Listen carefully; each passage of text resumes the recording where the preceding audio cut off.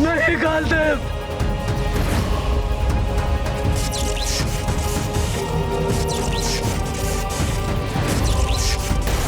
जनाब! हनुमान! हनुमान, तुम्हारे पिताश्री को उठना ही होगा। कहो इनसे पुत्र, हमें तीर्थ यात्रा पूर्ण करनी है, तभी तो हमारे संकट मिट पाएंगे। पिताश्री, मैं क्या करूं? अब आप ही समझाइए माँ को।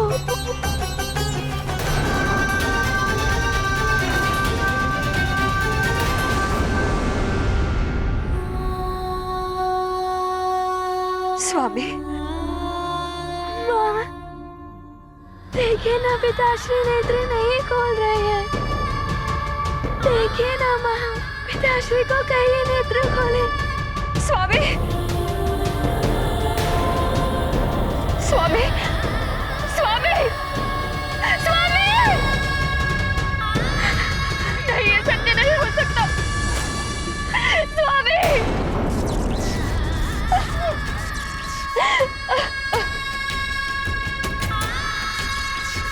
अंजना, अंजना, मैं काल के वश में विवश हो गया हूँ। अंजना, बस बंद कीजिए अब यह अश्रुधारा। अश्रु बहाने दीजिए हनुमान को।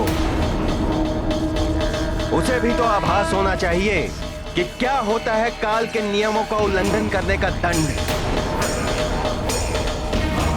नियम है तो यम है।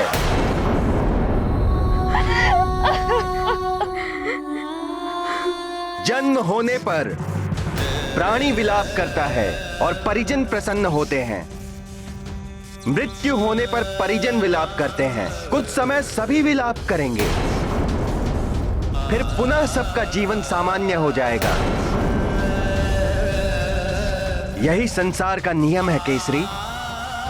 अब आपके परिवार से आपके सारे संबंध समाप्त हो चुके हैं। जन्मों के संबंध होते हैं कालदेव।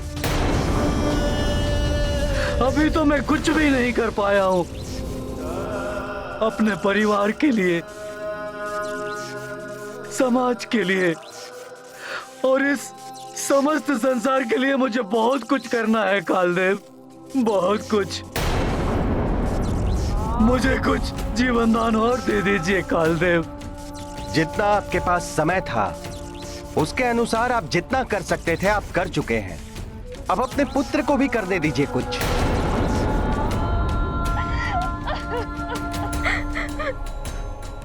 वो अभी छोटा बालक है कालदेव, उसे बहुत कुछ सीखना है। किंतु वो महाबली संकट मोचन है। कालदेव का भी सामना कर लेता है वो। कालदेव, यदि मेरे पुत्र से कोई धृष्टता हुई तो उसके लिए मैं क्षमा प्रार्थी हूँ। क्षमा कीजिए, अभी उसकी शक्तियों को दिशा देना है मुझे। दिशाहीन एवं अनियंत्रित शक्तियां सदैव अनर्थ का कारण बनती हैं। सीख जाएगा वो।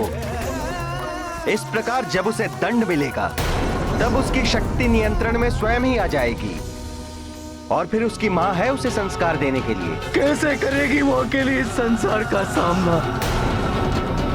ये बिछोह नहीं सह पाएगी वो। यदि उसे कुछ हो गया तो हनुमान भी नहीं रह पाएगा कालदेव।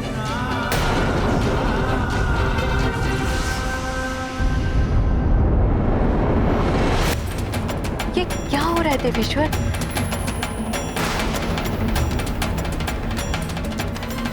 अनर्थ हो गया जगत पालक।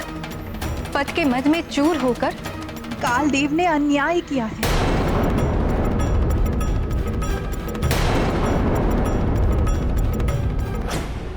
क्या हुआ?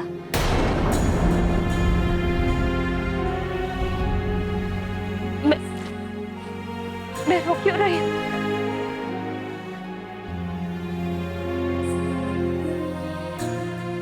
स्वामी अभी उठेंगे। कुछ नहीं हुआ मेरे स्वामी को। हनुमान, मेरे लाल, मत रो पुत्र, कुछ नहीं होगा। तुम सब विलाप मत करो।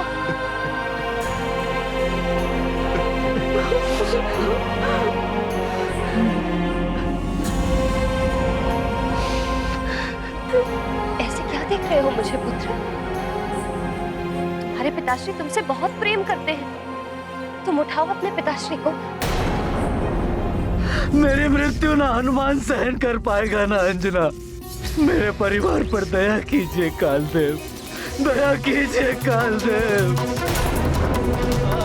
छोटा सा परिवार है मेरा कालदेव, मेरे बिना टूट कर रह जाएगा, बिखर जाएगा मेरा परिवार कालदेव, बिखर जाएगा।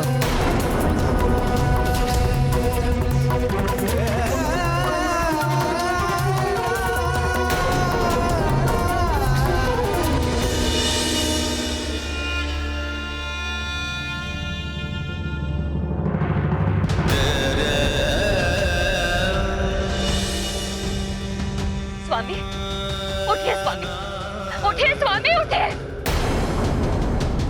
अंजना! कैसी विचित्र सी हो गई है मेरी अंजना, मेरे बिना नहीं जी पाएगी।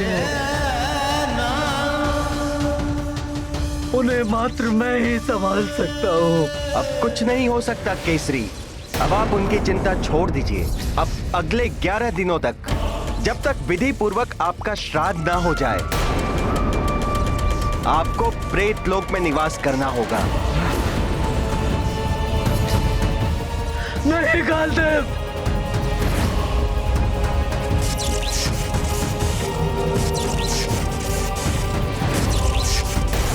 जनाब! हनुमान!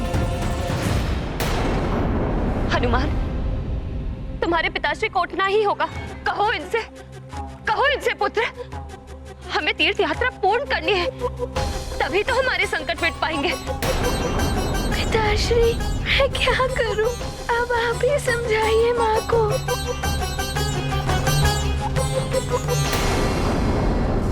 अंजना! हनुमान!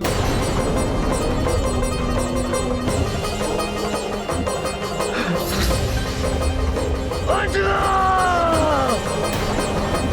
हनुमान!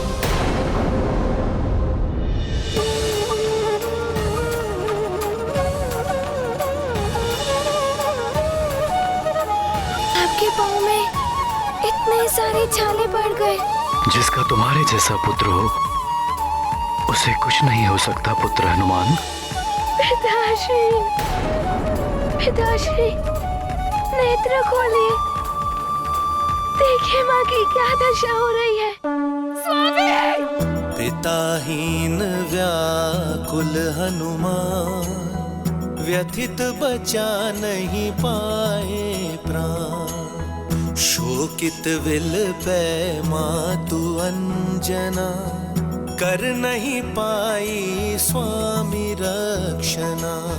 परम दुखी सब सोचे मन में, राजा मरण दूरिक वन में। शोक शोक अति शोक प्रसारा, बाल मारुति पाए न पारा। ये गाथा महाबली हनुमत की, रुचिकर लीला राम भगत की। जय जय जय रघुनंदन राम, जय जय जय महाबली हनुमान।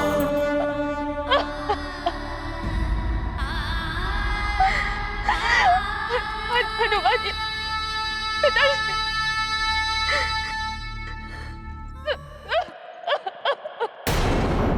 नेत्र खोलिए ना पिताश्री।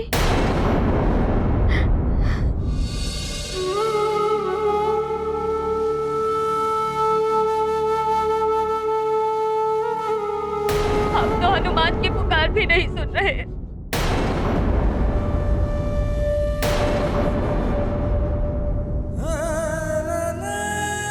केसरी जी,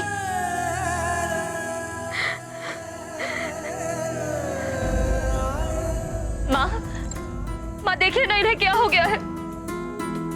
केसरी जी, महाराज, केसरी जी, केसरी जी, महाराज। माँ देखिए ना, ये तो हनुमान की भी नहीं सुन रहे हैं। आप ही इनसे कहिए ना कि हनुमान सबके लिए चल ले आया है। हम सबकी प्यास बुझ जाएगी।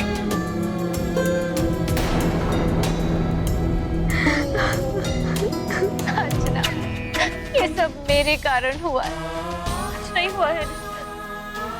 अभी उठेंगे स्वामी, तीर्थ यात्रा पूर्ण करनी है। अधूरी छोड़ तो ये नहीं जा सकते।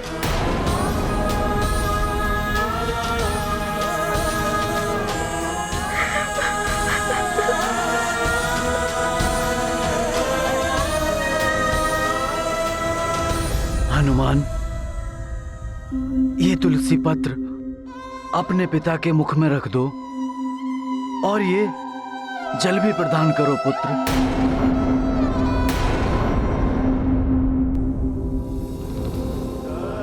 इस तुलसी पत्र से इन्हें मोक्ष की प्राप्ति होगी और मृत आत्मा को भगवान विष्णु के बैकुंठ लोक की प्राप्ति का अधिकार मिल जाएगा।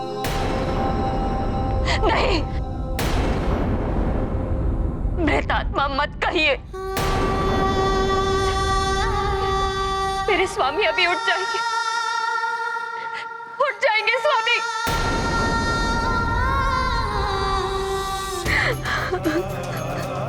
मैं ही दोषी हूँ, ना मुझे प्यास लगी, ना ही हनुमान केसरी जी को छोड़कर दूर जाता।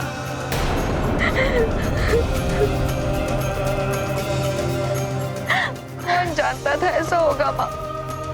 संभालिए स्वयं को।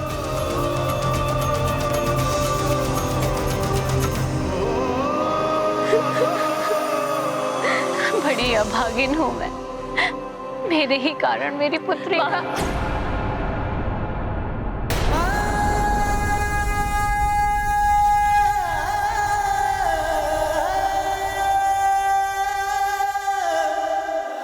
हमें तो ज्ञात ही नहीं था ये महाराज केसरी का परिवार है। हाँ, महाराज केसरी के परिवार को दुख में देखकर हम इनकी सहायता के लिए ही तो यहाँ आए थे।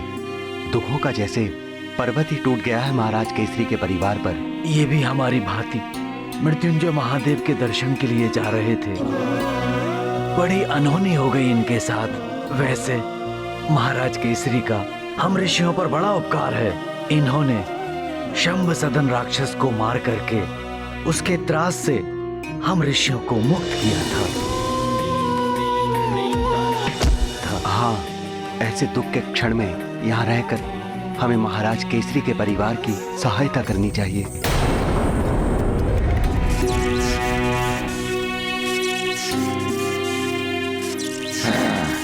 चलिए। अंजना, हनुमान,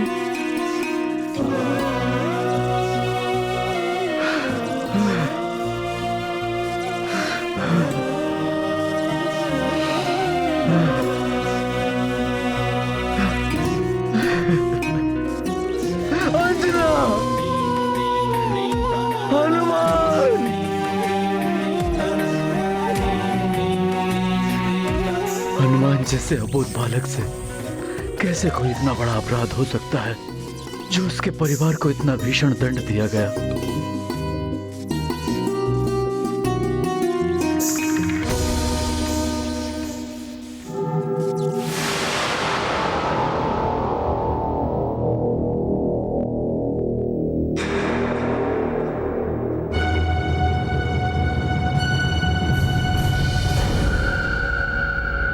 सुमेरु के भूतपूर्व भूपति केसरी, मैं प्रेतराज आपका स्वागत करता हूं इस प्रेत लोक में।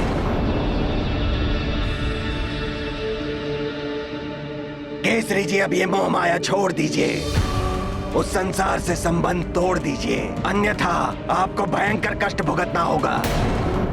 यदि आप इस लोक में दुखी होंगे तो आपका परिवार भी उस लोक में उतना ही दुखी होगा। केसरी, मिथ्या है अब वो संसार, अब तो मात्र मृतदेह है वहां। उसकी भी अंतिम यात्रा अब आरंभ हो चुकी है।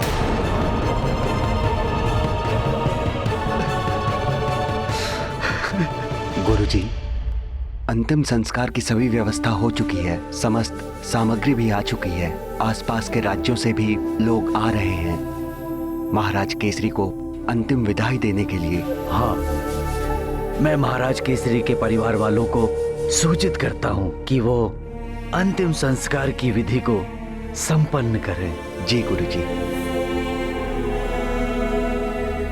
सारा दिन बीत गया स्वामी, हम तो उठ जाइए, अन्यथा हम कार्तिक के अंतिम सोमवार तक मार्कंडेय तीर्थ नहीं पहुंच पाएंगे। ध्यान रखना पुत्र, कार्तिक मास के अंतिम सोमवार को तुम्हें वहां पहुंचना होगा।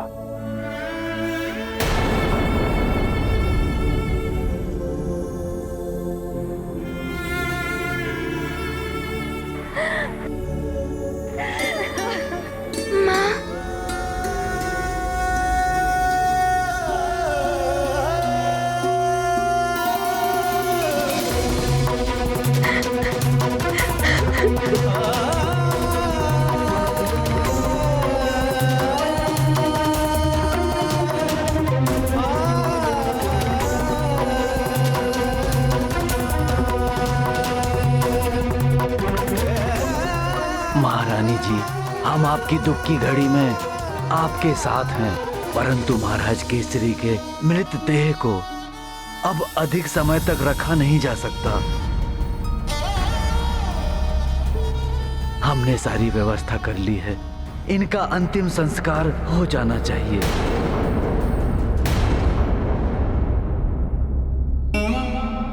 नहीं ऋषिवर, नहीं।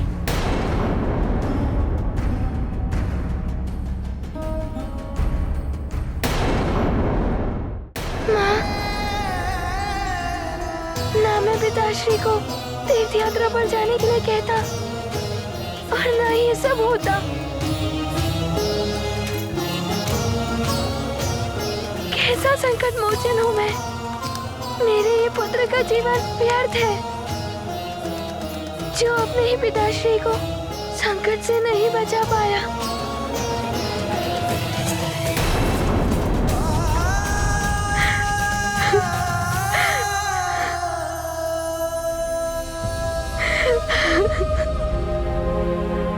ऐसा मत कहो पुत्र,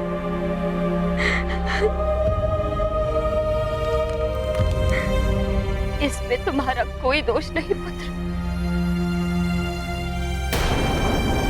ये मुरली की धुन, न जाने इस मरुथल में मुरली बजाने वाला कौन आ गया। उस पर्वत की ओर सुनाई दे रही है मुझे मुरली की धुन। किसी ने मुरली बजाई, वो कोई रहस्यमय मुरली की धुन। उसी को सुनकर तुम्हारे पिताश्री दौड़े दौड़े चले गए। मुरली की धुन रहस्यमय सी। मेरे स्वामी अभी लौट कर आएंगे। जिसने भी उन्हें हमसे दूर किया है, वो अधिक समय तक उन्हें अपने पास नहीं रोक पाएगा।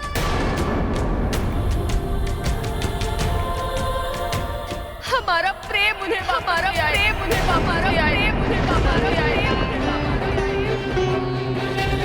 ये तो पूर्णतया अन्याय किया है कालदेव ने।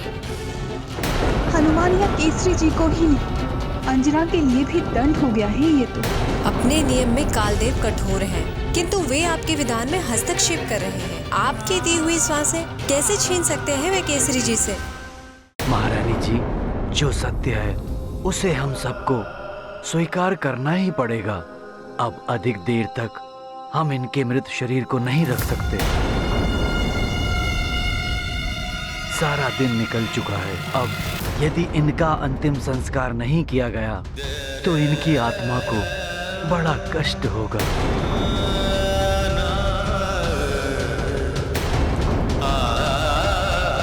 हनुमान पुत्र, हमने अंतिम संस्कार की सारी व्यवस्था कर ली है। अब आपको अंत विधि पूरी करनी है।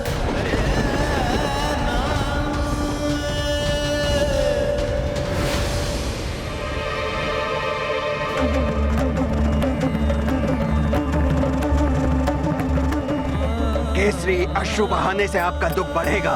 नेत्र बंद करके शांति को धारण कीजिए। वैसे भी कुछ क्षणों में आपका पुत्र आपके मृत देह का अंतिम संस्कार कर देगा। फिर आपका पृथ्वीलोक से संपर्क समाप्त हो जाएगा।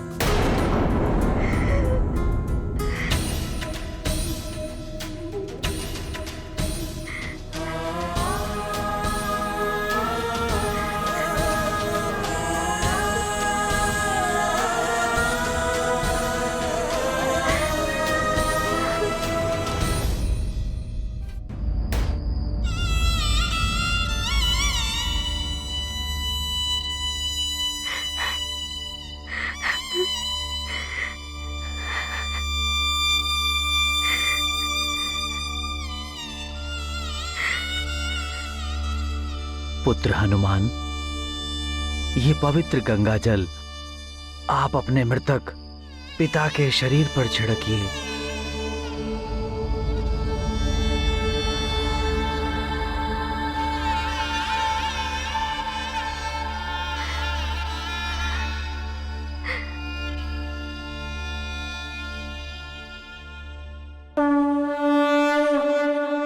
स्मृति चित्र नेत्र में आए, मन पर पिता मेघ सम छाए। करते योग्य पुत्र का कर्म, वेद विहित अलौकिक धर्म। आंसू से भर आई अंजलि, यही तात अर्पित श्रद्धांजलि।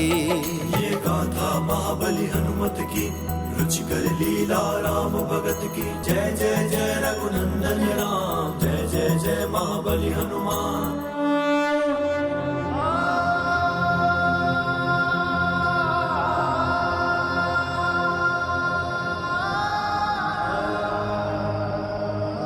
पिताश्री। महारानी जी, आप लोगों को इस प्रकार तड़पता देखकर महाराज केसरी की आत्मा को कष्ट हो रहा होगा।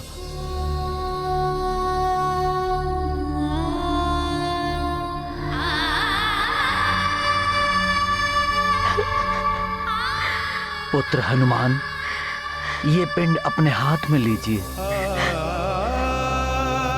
अब हम आपके मृतक पिता की शांति के लिए ये पिंडदान आरंभ करते हैं।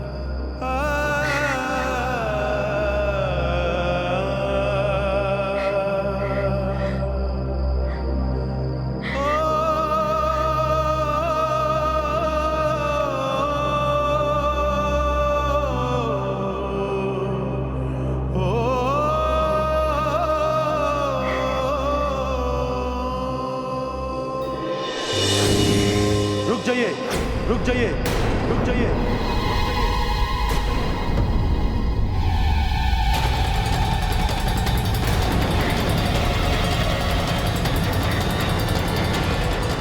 प्रणाम देव गुरु बृहस्पति। ऋषिवर, ये पिंड विधि त्रुटिपूर्ण है।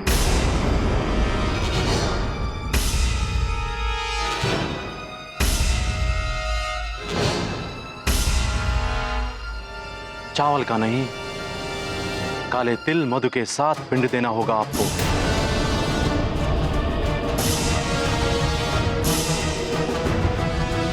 क्योंकि केसरी जी की अकाल मृत्यु हुई है। अकाल मृत्यु?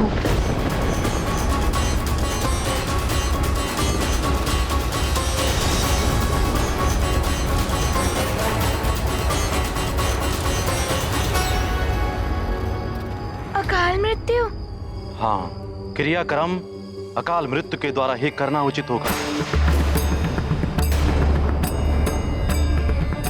केसरी जी की मृत्यु एक स्वाभाविक मृत्यु नहीं है। अकाल मृत्यु हुई है कालदेव द्वारा, कालदेव द्वारा, कालदेव द्वारा। ये क्या कह रहे हैं आप देवगुरु? यही सत्य है पुत्र हनुमान। ब्रह्मदेव ने जितनी श्वासें दी थी उसे पूर्ण के बिना छीन लिया कालदेव ने।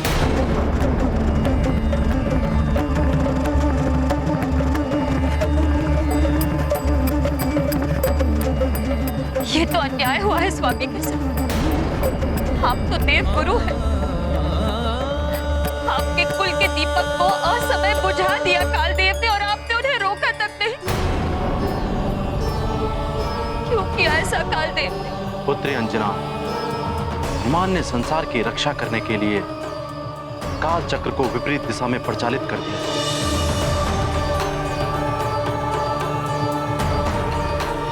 इसे ही अपने कार्य में हस्तक्षेप मानकर कालदेव ने हनुमान को दंड देने के लिए केसरी को अकाल मृत्यु प्रदान कर दी।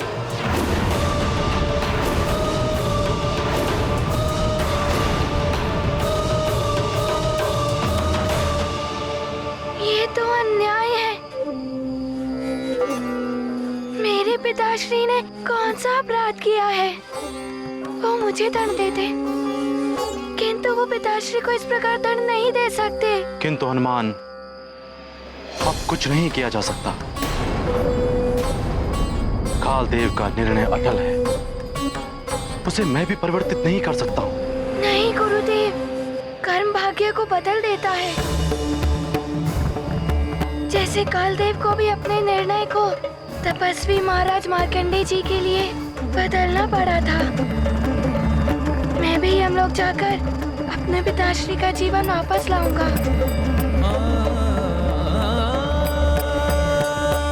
नहीं हनुमान, तुम कहीं नहीं जाओगे। यदि कालदेव अधिक क्रोधित हो गए तो न जाने क्या अनर्थ कर बैठेंगे।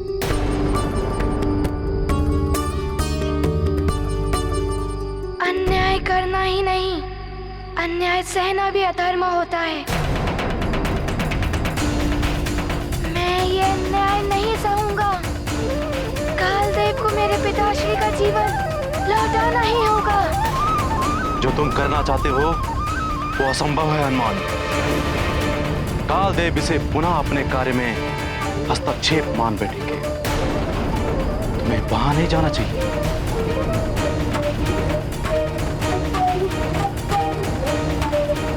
मेरा हनुमान कालदेव के पास जाएगा।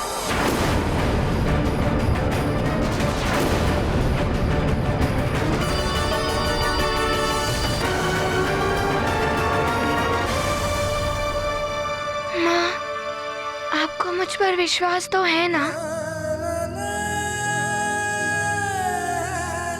हाँ पुत्र, मेरे विश्वास और तुम्हारे पितृ भक्ति की शक्ति कालदेव से तुम्हारे पिताश्री के प्राण वापस लेकर आएगी।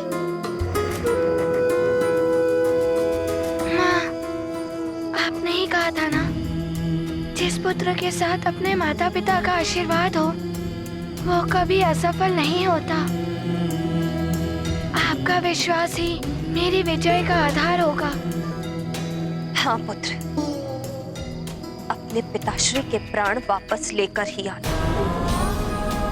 ऐसा ही होगा माँ।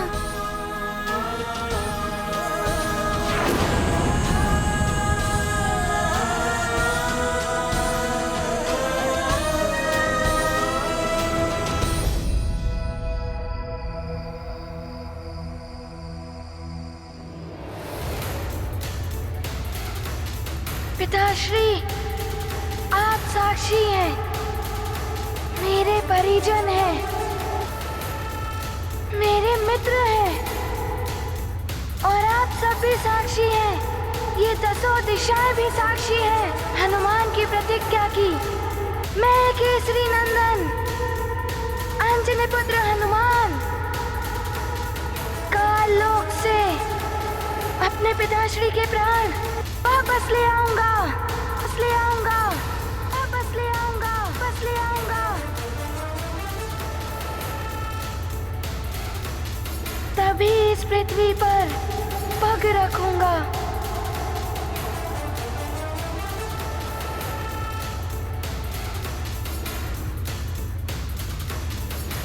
निराशा पतन का द्वार है और आशा उत्थान का सोपान। इसीलिए मनुष्य को आशा कभी नहीं छोड़नी चाहिए। स्वयं के प्रति हुए अन्याय का बोध होने पर न्याय के लिए उठ खड़े होना चाहिए। परिस्थिति का सामना दृढ़ता के साथ करना चाहिए। परिणाम की चिंता ना करते हुए मनुष्य को सत्य और न्याय के लिए एक योद्धा की भांति प्रयास करना चाहिए। माँ, मैं प्रतिज्ञा पूर्ण करके ही लौटूंगा। माँ, मुझे आज्ञा एवं आशीर्वाद दे।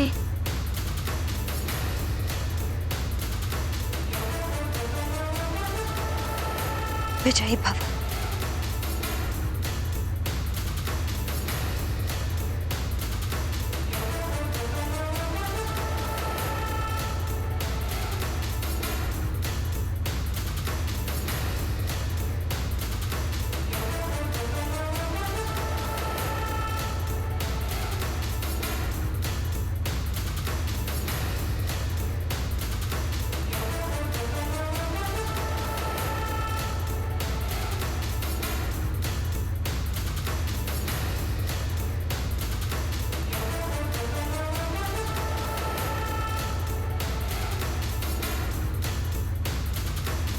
प्रणाम देवगुरु। असंभव। फिर भी मेरा आशीर्वाद तुम्हारे साथ है पुत्र। सफल मनोरथ भाव। तुम्हारे पास केवल 11 दिवस ही शेष है। समय रहते कुछ न हुआ तो केसरी का जीवन असंभव है। माँ, हमारी तीर्थ यात्रा अवश्य पूर्ण होगी और पिताश्री हमारे साथ होंगे।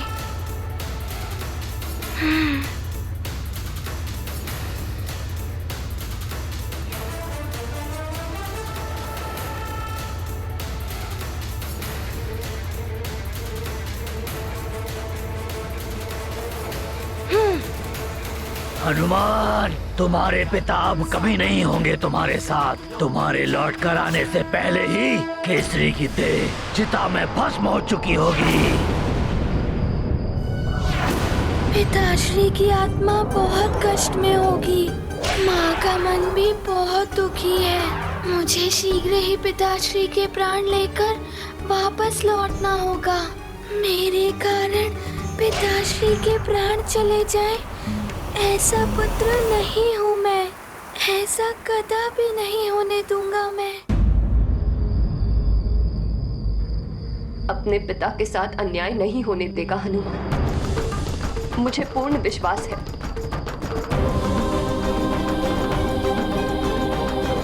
मेरे स्वामी की देह का अंतिम संस्कार नहीं होगा।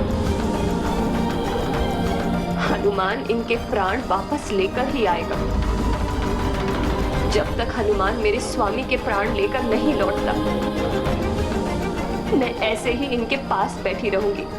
अंजना, इस प्रकार पुत्र केसरी की देह को अधिक समय तक सुरक्षित नहीं रखा जा सकता। मैं इनकी देह की सुरक्षा की व्यवस्था कराता हूँ। तुम शांत मन से हनुमान के लौटने की प्रतीक्षा करो। सैनिकों, जब तक हनुमान लौटकर वापस नहीं आता, तब तक पुत्र केसरी की देह पर जड़ी बूटी का लेप लगाकर एक तेल से भरी द्रोणी में सुरक्षित रखने की व्यवस्था करो। सुरक्षित नहीं रख पाओगे तुम। वाशकली के राज्य में वाशकली के शत्रु इस केसरी को।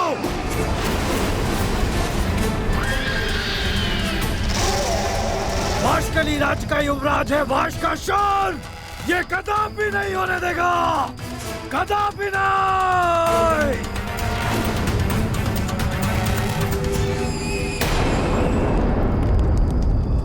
मैं सत्य कह रहा हूँ काका महाराज वाशकली। केसरी की मृत देह को स्वयं अपने नेत्रों से देख कर आ रहा हूँ मैं। उस दुष्ट केसरी के पुत्र हनुमान ने हमें भी पराजित किया और हम असहाय देखते रह गए।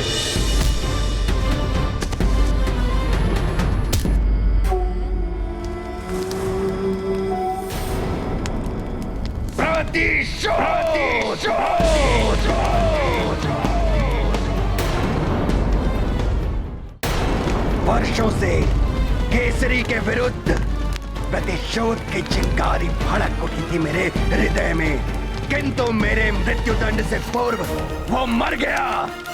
अब इस प्रतिशोध की ज्वाला को कैसे शांत करूं? प्रतिशोध तो हम अब भी ले सकते हैं। प्रतिशोध अब कैसा? मृत्यु हो चुकी है उसकी। उस केसरी की देह को नष्ट करके। तुम्हारा तात्पर्य है कि उस केसरी की मृत देह की, उसकी देह की दुर्गति कर दें। किंतु इसमें आनंद क्या आएगा? आएगा आनंद। काका महाराज वाशकली, उसका पुत्र, वो चमत्कारी बालक हनुमान अपने पिता की आत्मा को लाने काल लोक गया है। यदि वो सफल हो गया तो उसके आने के पूर्व ही हम उस केसरी की देह को भस्म कर देंगे। अब ना रहेगा बांस और ना बजेगी बांसुरी।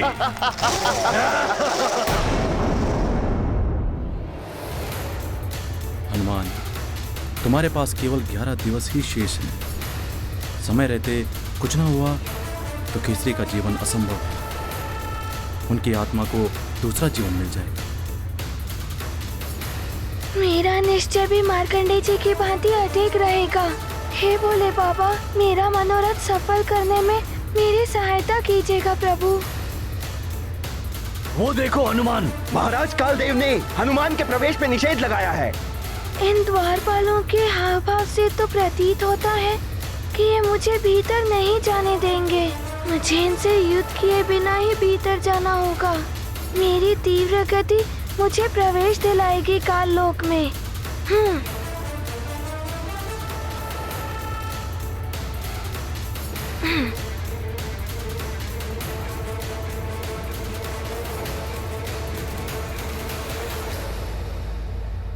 हनुमान,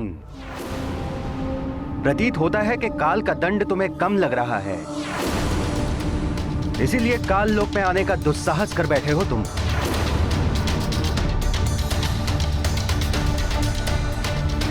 तुम्हारा मौन तुम्हारे क्रोध को दर्शा रहा है हनुमान,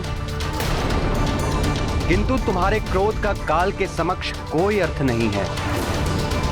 बोलो हनुमान, क्यों आए हो यहां?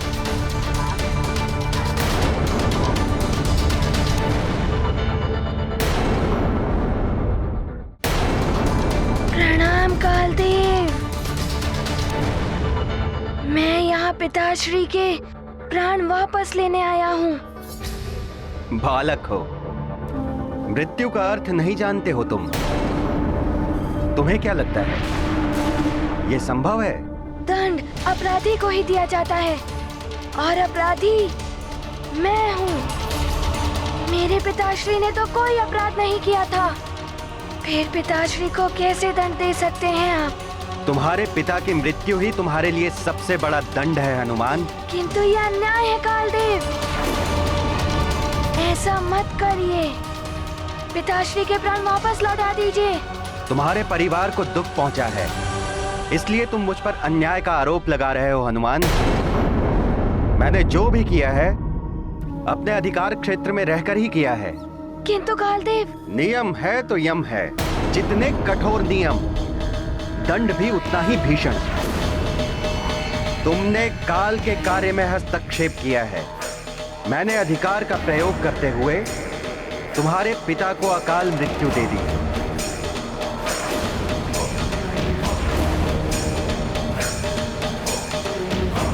कालदेव, ये आपका कैसा अधिकार है? किसी के अपराध का दंड किसी और को दें? कालदेव, मैं प्रस्तुत हूँ, मुझे दंड दीजिए, किंतु मेरे कारण मेरे पिताश्री को दंड देना ये न्याय है? हनुमान, मेरे न्याय और मेरे अधिकार पर प्रश्न उठाने का प्रयास मत करो तुम। तुमसे नहीं सीखना है मुझे न्याय और अन्याय का पाठ। मेरा अधिकार क्या है इसका ज्ञान है मुझे। और एक बात भली भांति जान लो तुम हनुमान, यदि मैं चाहूं भी तब भी तुम्हारी प्रार्थना स्वीकार नहीं कर सकता हूं। ऐसा क्यों कह रहे हैं आप? आप प्राण हर सकते हैं तो लौटा भी सकते हैं। ये भ्रम है तुम्हारा हनुमान। मैं प्राण हरने का कार्य करता हूं, किंतु मैं किसी के प्राण नहीं लौटा सकता। यही नियम है। नियम है तो यम है। कालदेव, मैंने माँ को वचन दिया है कि मैं पिताश्री के प्राण लेकर ही पृथ्वी लोक जाऊंगा। अबोध हो तुम, पुनः भूल कर बैठे। ऐसे असंभव प्रण लेने से पहले तुम्हें सोचना चाहिए था। असंभव को संभव करके रहूंगा मैं। मैंने मेरी माँ को जो वचन दिया था वो पूर्ण करके रहूंगा।